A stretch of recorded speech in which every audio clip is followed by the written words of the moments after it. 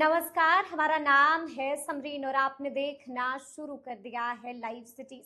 देखिए, सुबह के 8:30 बज रहे हैं और आप देख रहे हैं लाइव सिटीज का विशेष कार्यक्रम सुबह की चाय। और एक बार फिर से इस वीडियो में हम आपको कई महत्वपूर्ण जानकारियां देने जा रहे हैं। देखिए, शुरू करेंगे हम लोग राहुल गांधी और तेजस्वी यादव की वोटर अधिकार यात्रा से। आप देख रहे हैं कि किस तरह से राहुल गांधी और तेजस्वी यादव यात्रा पर निकले हुए हैं और यात्रा की कई सारी तस्वीरें भी सोशल मीडिया पर धड़ल्ले के साथ वायरल हो रही हैं। देखिए, अब कई तरह के सवाल भी बार बार पूछे जा रहे हैं, तो इस वीडियो में हम इसका भी तस्करा करेंगे। इस वीडियो में हम आपको ये भी बताएंगे कि किस तरह से प्रशांत किशोर भी एक्टिव हैं और किस तरह से जनसुराज भी पूरी तरह से सक्रिय हो चुका है। बड़ा सवाल जो बार बार पूछा जा रहा है वो सवाल ये है कि आखिर जनसुराज अपने प्रत्याशियों की पहली सूची कब जारी करेगा और क्या कुछ अपडेट है इसको लेकर के, वो भी हम आपको इस वीडियो में बताएंगे। देखिए, इस वीडियो में हम आपको ये भी बताएंगे कि किस तरह से एक बार फिर से राजस्व और भूमि सुधार विभाग चर्चा में बना हुआ है। आप बखूबी जानते हैं कि राजस्व कर्मी न जाने कब से हड़ताल पर बैठे हुए हैं, उनकी मांगे क्या कुछ है, इस पर भी हम बात करेंगे। और अंत में हम जिक्र करेंगे एस्टेट वाले अभ्यर्थियों का भी। आपको बखूबी मालूम है कि एस्टेट वाले अभ्यर्थियों ने एक बार फिर से सरकार को बड़ा अल्टीमेटम दे दिया है, साफ साफ कह दिया है कि हमारी मांगों को सुनिए, नहीं तो एक बार फिर से हम सड़कों पर उतरेंगे। तो आइए फिर इन तमाम मुद्दों पर एक बार फिर से सीधी बातचीत करते हैं सीनियर जर्नलिस्ट रवि उपाध्याय जी से। सबसे पहले बहुत बहुत शुक्रिया बातचीत के लिए जी। रवि जी, सबसे पहले तो हम आपसे जानना चाहेंगे कि हम लगातार देख रहे हैं कि राहुल गांधी और तेजस्वी यादव वोटर अधिकार यात्रा पर निकले हुए, क्या लगता है फीडबैक क्या आ रहा है, कितनी सफल है राहुल और तेजस्वी की यात्रा? देखिए, राहुल गांधी लोकसभा में नेता प्रतिपक्ष और विधानसभा में नेता प्रतिपक्ष तेजस्वी यादव की यह जोड़ी बिहार में तीसरे चरण की आज जो है सो जो सुपौल से शुरुआत हो रही है, वहां पर आपको थोड़ी देर बाद दिखाई पड़ेंगे आपको। और उनके साथ में प्रियंका गांधी भी होंगी जो कांग्रेस का बड़ा चेहरा है। उनके साथ में आपको कन्हैया कुमार भी, पप्पू यादव, राजेश रंजन पप्पू यादव समेत तमाम कई ऐसे चेहरे आपको कांग्रेस के दिखाई पड़ेंगे जिनको यदा कदा आप देखते हैं। तो यह जो एसआईआर वोटर अधिकार यात्रा जो महागठबंधन इंडिया ब्लॉक की ओर से आपने देखा कि सीमांचल के इलाके में किस तरीके से भूचाल सा ला दिया वहां की राजनीति में इन लोगों का जो घूमना, माने वोटर अधिकार यात्रा को लेकर के भूचाल कहने का मतलब कि राजनीतिक भूचाल वहां पर आ गया। वहां पर कहा जाता था कि 2020 के विधानसभा चुनाव में ओवैसी की पार्टी AIMIM ने वहां बेहतर स्ट्राइक किया था। लेकिन इस बार हम बार बार एक बात की चर्चा करते हैं, वक्त संशोधन विधेयक के बाद कोई भी मुस्लिम का जो है सो हम लोग देहात की भाषा में कहते हैं दांत खोदने का भी वोट इधर उधर नहीं होगा। तो ये कहीं ना कहीं पूरी मजबूती के साथ चमक दिखाता हुआ दिखाई पड़ रहा है। तेजस्वी और राहुल की जोड़ी जो सीमांचल में जो घूमी, जो सीमांचल के 4 जिले, हम बार बार इसका जिक्र करते हैं आपको, पूर्णिया, कटिहार, अररिया और किशनगंज। तो ये जो 4 जिले हैं सीमांचल के, वहां पर आपको 24 विधानसभा क्षेत्र है, उसमें 4 सुरक्षित सीट आपको है विधानसभा का। तो आपको 2020 के चुनाव में निश्चित रूप से ओवैसी की पार्टी ने स्ट्राइक किया था, लेकिन अब राजनीतिक परिस्थिति बदली हुई दिखाई पड़ रही है। क्योंकि आप लोकसभा का चुनाव को अगर आप देखेंगे तो पूर्णिया से राजेश रंजन और पप्पू यादव जीते, आपको कटिहार से कांग्रेस के बड़े चेहरे हैं तारिक अनवर, पूर्व केंद्रीय, वो जीते, किशनगंज से मोहम्मद जावेद जीते। तो ये आपको यहाँ पर जो दिखाई पड़ रहा है, तो वहां पर इस बार कोई भी इधर उधर नहीं चलेगा। और आपको जो वक्त संशोधन विधेयक के बाद जो मुस्लिम समाज में जो नाराजगी है, तो वह नाराजगी आपको इस बार 2025 के विधानसभा के आम चुनाव में जो कुछ दिन के बाद डुगडुगी बजेगी, वो जो होगा तो वो आपको दिखाई पड़ेगा। और कहीं ना कहीं जो एसआईआर, आप जितने जगह से यह जो यात्रा 16 दिन की जो यात्रा राहुल गांधी कर रहे हैं, पहली बार ऐसा हो रहा है कि लोकसभा में नेता प्रतिपक्ष किसी प्रदेश में 16 दिन तक लगातार आपको घूमते हुए दिखाई पड़ रहे हैं। तो ये एक बड़ी लकीर खींचते हुए, और इस बार जो वोटर अधिकार यात्रा जो है, जो नाराजगी जो छन करके आ रही है, जो लाइव सिटीज की टीम जो बता रही है हर जिले से में कि वहां पर इस बार जो नाराजगी है आम आवाम में, कहा जा रहा है कई लोगों का वोटर लिस्ट से नाम काट दिया गया, नाम कट गया, कैसे कटा, अब इधर उधर गया, ये क्या झोलझाल हुआ है, यही नाराजगी आम आवाम में है और कहीं ना कहीं डबल इंजन की सरकार को इस बार खामियाजा भुगतना पड़ेगा। लेकिन रवि जी, यहाँ पर सवाल मेरा आपसे यही है कि फीडबैक क्या मिल रहा है,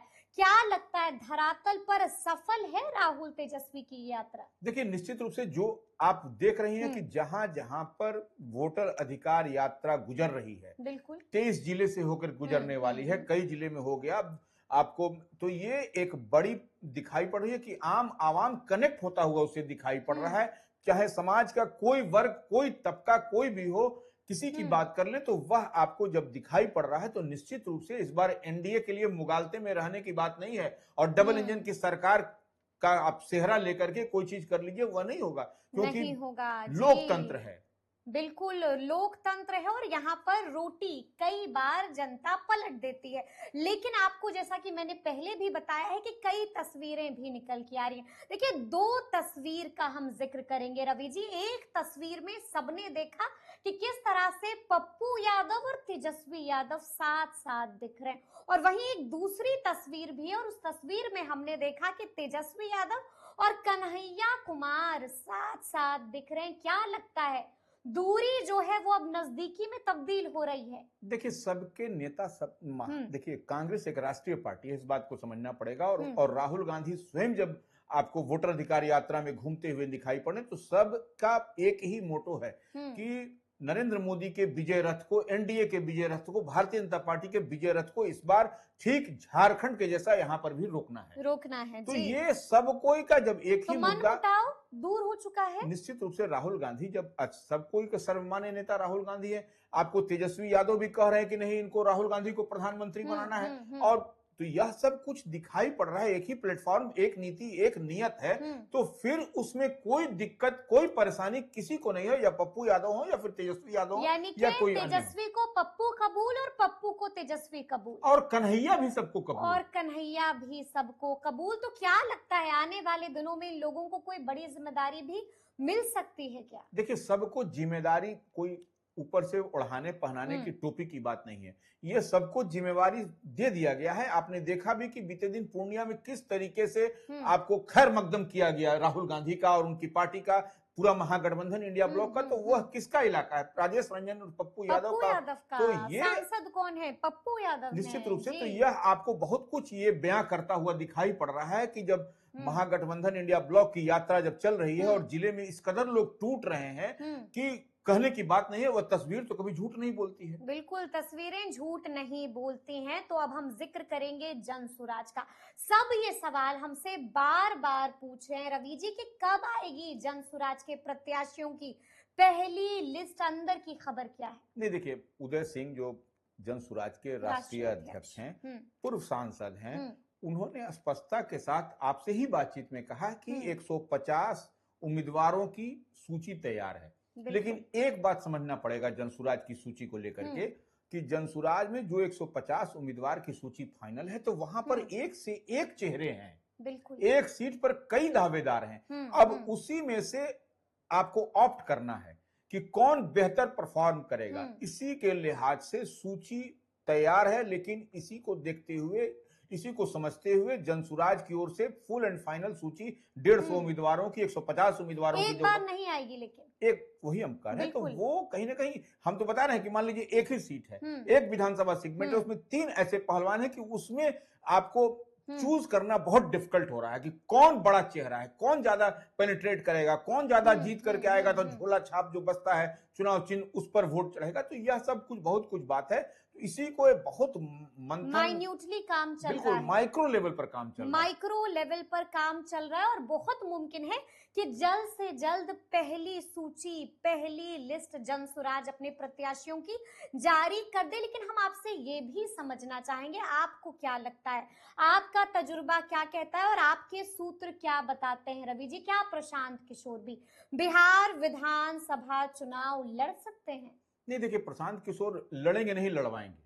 अच्छा, हाँ, लड़ेंगे नहीं, लड़वाएंगे। और इतनी बात तय मानिए कि प्रशांत किशोर जिस ब्लूप्रिंट पर काम कर रहे हैं, वह इतना मुकम्मल ब्लूप्रिंट है कि आपको इस बार के चुनाव में चौंकाने वाला परिणाम। देखिए, बार बार एक बात कहते हैं और हमारी बात से कई सारे राजनीतिक पंडित भी उससे इत्तेफाक रखते हैं, और आप देख रहे हैं कि सी वोटर का जो सर्वे आ रहा है, सर्वे क्या माने, वो त्वरित सर्वे इसको कहा जाता है, कि वो आ रहा है, उसमें प्रशांत किशोर का ग्राफ 20-22 तक चला गया है। तो यह देखने और समझने वाली बात है। ये हमारा और आपका असेसमेंट नहीं है, यह जो सी वोटर का जो ट्रैकिंग है उस पर बता रहा है। तो ये जो ट्रैकर बता रहा है उसमें क्या बता रहा है कि 22 चले गए प्रशांत किशोर।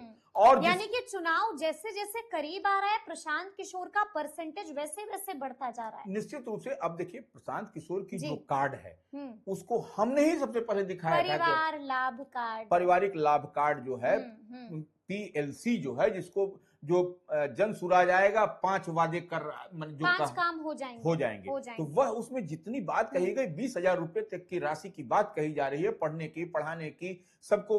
तो यह एक बड़ा तुरुप का इक्का साबित होगा आने वाले समय में। और अभी देखिए, वो पारिवारिक लाभ कार्ड को लेकर के हर जगह उसको दिया जा रहा है, लोग अपना भर रहे हैं, लोग उसको एक्टिव करवा रहे हैं, खचाखच भीड़ लगी रहती है वहां पर काउंटर्स पर। तो यही करें, तो यह एक बच्चों के भविष्य की जब बात होगी तो हर माँ बाप, हर पिता, हर समाज, हर वर्ग उसके लिए आपको काम करता हुआ दिखाई पड़ रहा है, काम करते हुए नजर आएंगे। देखिए, हमने आपको बताया था कि राजस्व एवं भूमि सुधार विभाग भी लगातार चर्चा में बना हुआ है, और हम आपको दिखा रहे हैं कि किस तरह से राजस्व कर्मी भी हड़ताल पर चले गए हैं। क्या हो गया है, किस बात की नाराजगी है, क्या मांगे हैं रवि जी? देखिए, राजस्व कर्मी की जो मांग है वह हड़ताल पर है। राजस्व कर्मी, उनकी जो मांग है 5 सूत्री डिमांड है। तो वह ऐसे कई सारी मांगे हैं जो राजस्व विभाग को या कहिए सरकार को वह एक्सेप्ट नहीं है।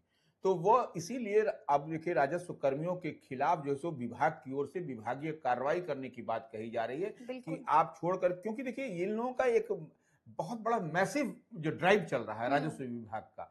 तो राजस्व महाअभियान की शुरुआत 16 तारीख से हो गई है। बिल्कुल। तो ये जो मैसिव ड्राइव चल रहा है, इस बीच में आप हड़ताल पर चले गए, तो कहीं ना कहीं आपकी मंशा सरकार को समझ में आ रही है कि आप बाधित करना चाह रहे हैं, आप उसमें ऑब्स्टेकल बनना चाह रहे हैं। तो ये ऐसा विभाग कह रहा है, ऐसा विभाग कर रहा है, तो विभाग की ऐसी ही सोच है। तो निश्चित रूप से अब कोई कार्रवाई होने की बात आ रही है, विभागीय कार्रवाई होगी, तो यह देखने वाली बात होगी कि विभाग अब क्या इस पर एक्शन और क्या करता है, उसके बाद क्या रिएक्शन राजस्व कर्मियों का होता है। तो यह भी अब एक बड़ी बात है। यानी कि आप यही कह रहे हैं कि विभाग अब कार्रवाई करने की तैयारी कर रहा है, और हम आपको लगातार दिखा रहे हैं कि किस तरह से राजस्व कर्मी भी पीछे हटने का नाम नहीं ले रहे हैं। तो फिर कैसे होगा समाधान इस समस्या का, कैसे होगा समाधान इस? देखिए, विभाग को इस पर कुछ सॉफ्ट लचीला रुख अपनाना होगा। और देखिए, हम जहां तक देख और समझ पा रहे हैं कि विभाग भी इस पर सॉफ्ट होगा, क्योंकि चुनाव होना है। तो ऐसे में किसी की नाराजगी देख रही है, कई कई ऐसे मसले हैं जिसका सॉल्व हो रहा है, जो सॉर्ट आउट किया जा रहा है सरकार के स्तर से। तो यह कोई बहुत बड़ा मसला नहीं है। 5 मांग है, तो उसमें कुछ मांग मान लीजिए, कुछ मांग अंडर कंसिडरेशन हो जाएगा, तो यह भी सॉल्व हो जाएगा। यह कोई बड़ी बात नहीं है। तो देखना होगा कि क्या कुछ होता है। लेकिन हमने आपको ये भी बताया था कि एस्टेट वाले अभ्यर्थियों ने भी नीतीश सरकार को अल्टीमेटम दे दिया है। क्या होगा एस्टेट वाले अभ्यर्थियों का? फिर कह रहे हैं कि हम सड़क पर उतरेंगे। देखिए, एसटी जो ईटी की बात आ रही है, TRE 4.0 की बात है कि वही उससे पहले जो है सो परीक्षा इन लोगों की लेनी। यही बात को लेकर के नाराजगी इन लोगों में है, और इन लोगों ने इसी को लेकर के थ्रेट दिया है कि 30 सितंबर तक हम लोग 30 अगस्त तक हम लोग इंतजार करेंगे, नहीं तो फिर हम लोग फिर जो महाआंदोलन। देखिए, आपने देखा भी था कि 7 अगस्त को इन लोगों की ओर से आंदोलन किया, उससे पहले भी आंदोलन। तो ये इन लोगों की मांग है अब स्टेट वाले की। अब देखने वाली बात है कि सरकार का क्या इस पर रुख होता है, क्या रुख होता है। शिक्षा मंत्री ने साफ साफ कह दिया है कि 10 दिनों का वक्त दीजिए, हम लोग इस पर विचार कर रहे हैं। बिल्कुल। तो क्या लगता है, गुड न्यूज मिलेगी या झटका मिलेगा? देखिए, नहीं, झटका नहीं, सरकार भी इस पर है, सरकार सॉफ्ट है।